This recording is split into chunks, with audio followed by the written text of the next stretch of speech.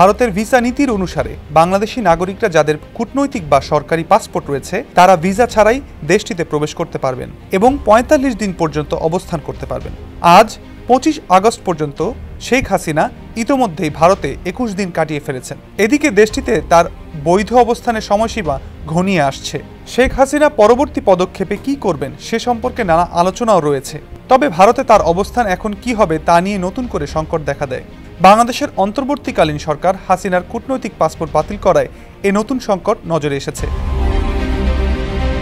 দেশের স্বরাষ্ট্র মন্ত্রণালয়ের নিরাপত্তা সেবা বিভাগ শেখ হাসিনা, তার উপদেষ্টা মণ্ডলী, সাবেক মন্ত্রী এবং সম্প্রতি ভেঙে দেওয়া ১২তম জাতীয় সংসদের সকল সদস্য ও তাদের স্ত্রীদের কূটনৈতিক পাসপোর্ট অবিলম্বে বাতিলের ঘোষণা দিয়েছে। এই ঘোষণা যাদের চাকরির মেয়াদ শেষ হয়েছে এমন কূটনৈতিক কর্মকর্তাদের উপরও প্রয়োগ করা হয়েছে এবং সাধারণ পাসপোর্ট শুধু ২ তদন্তকারী সংস্থা থেকে ক্লিয়ারেন্সের পরই ইস্যু করার সম্ভাবনা রয়েছে।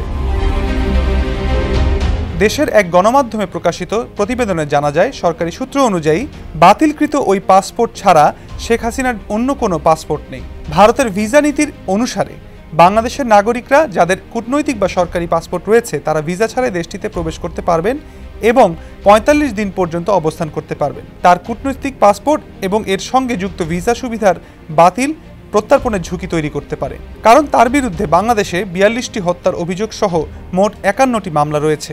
Redmi 13 স্টাইল বানাই দুনিয়া কাঁপায়।